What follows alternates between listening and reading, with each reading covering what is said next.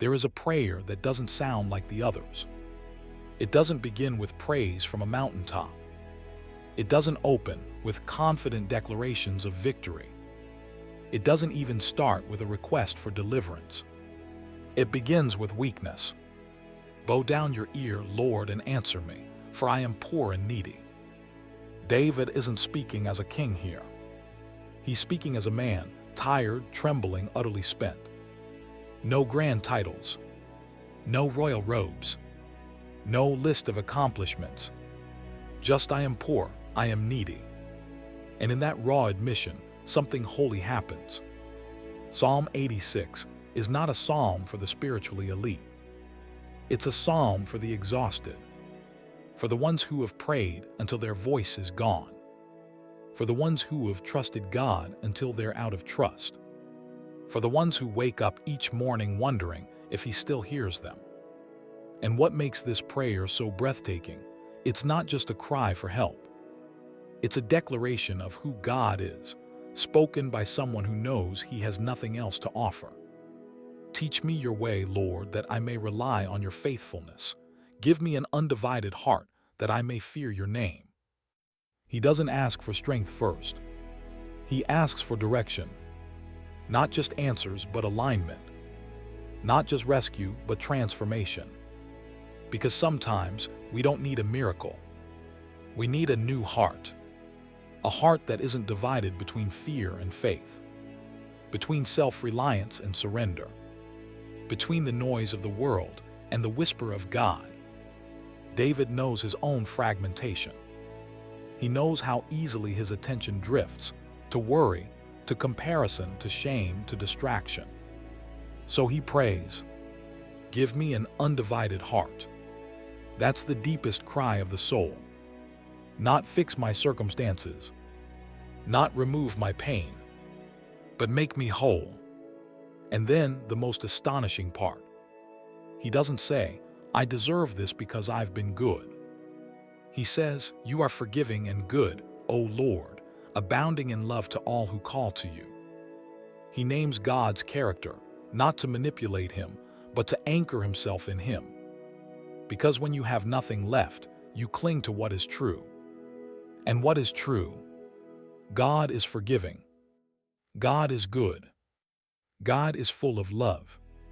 God listens to everyone who calls, no matter how broken.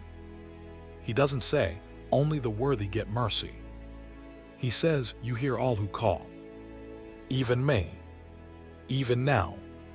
Even in this mess. And then the plea becomes more intimate.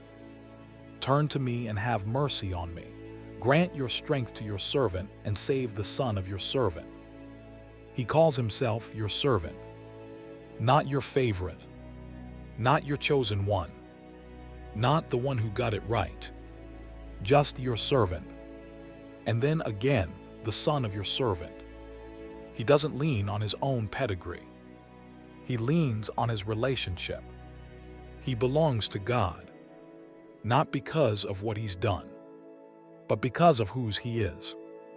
And look at what he asks for next. "Give me a sign of your goodness, that my enemies may see it and be put to shame." He doesn't ask for revenge. He doesn't pray for humiliation of his foes. He asks for a sign not to gloat, but so that God's glory will be seen. He wants his life to become evidence. Evidence that God is real. Evidence that grace is powerful. Evidence that mercy can turn despair into worship. And here's the quiet revolution of this prayer. David doesn't ask God to make his life easier. He asks God to make his name known through his life. Even in suffering, even in weakness, even in obscurity. He's saying, "Let my brokenness point to your wholeness. Let my poverty reveal your provision. Let my silence shout your faithfulness." And then the closing line, soft as a sigh, strong as a mountain. "I am your servant, give me strength. Show me a sign of your favor. Then I will praise you among the nations, O Lord." He doesn't wait for peace to sing. He sings because he trusts the one who holds the peace. He doesn't wait for clarity to believe. He believes and lets belief bring clarity. This psalm doesn't end with resolution. It ends with resolve. I will praise you among the nations, even if no one sees, even if no one understands, even if the battle rages tomorrow, he will praise. Why? Because he knows who God is. And knowing him is enough. You don't need to feel close to God to pray Psalm 86. You only need to be willing to say, I'm not okay. You don't need to have your life together. You only need to admit you're lost. You don't need to earn mercy. You only need to receive it. And here's the beautiful truth. God doesn't respond to our perfection. He responds to our posture, to the humble, to the weary, to the ones who come empty-handed, to the ones who say, I have nothing except you. Maybe today you're not asking for a breakthrough. You're just asking to breathe. Maybe you're not praying for healing. You're just praying for hope. Maybe you've cried so much you don't know if God still hears. But he does. He hears the sob you can't speak. He hears the prayer you can't form. He hears the silence between your heartbeats. And he answers, not always with fireworks, but with whispers, with a verse that comes alive, with a hand that reaches out when you thought you were alone, with a memory of past grace, a time he carried you before, and now he's doing it again. He doesn't need your strength. He needs your surrender. He doesn't need your answers. He needs your honesty. He doesn't need your performance. He needs your presence. So if you're reading this, weary, confused, afraid, let this be your prayer. Bow down your ear, Lord, and answer me, for I am poor and needy. Say it again. I am poor. I am needy. I am yours. Then whisper, teach me your way. Give me an undivided heart. Turn to me, have mercy. Grant me strength. Show me a sign, not so I can prove I'm right, but so I can prove you're real.